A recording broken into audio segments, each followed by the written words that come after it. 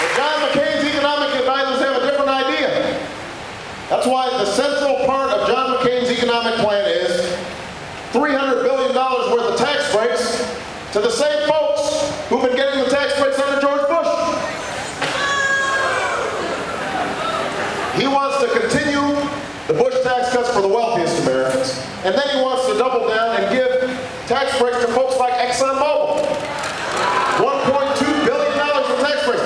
These folks made record profits over the last 3 quarters, more money than any corporation in the history of America. John McCain thinks they deserve a little more in terms of tax breaks.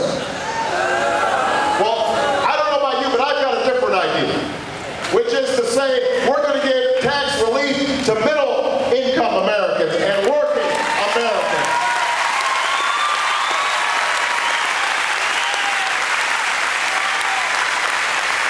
We're going to give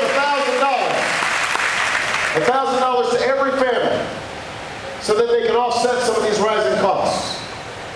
And yes, we will pay for it by closing down some of these Bush tax breaks and these corporate loopholes and tax havens. John McCain, we were at a forum the other day, Rick Warren asked him, well, what do you consider rich? John McCain said, well, I don't know, maybe $5 million. So I guess it's okay. This explains why his tax plan gives hundreds of thousands of dollars in tax breaks to people making more than $2.5 million, because I guess they're middle class. So I want to see a show of hands. Everybody making more than $2.5 million, raise your hand. You should, you might want to think about voting for John McCain.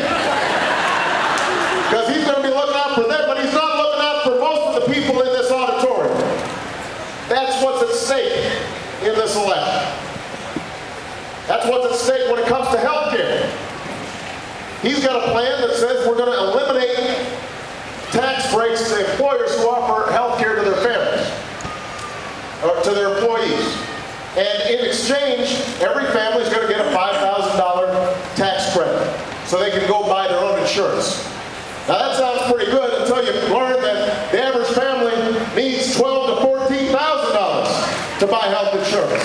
So you could end up seeing thousands of people, actually millions of people losing health insurance under John McCain's plan.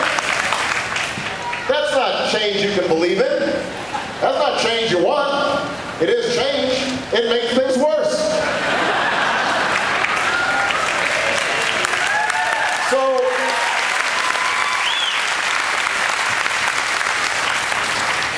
here's the bottom line. If you think that this economy is working well, if you think George Bush has been a good steward of the economy, then you should vote for John McCain.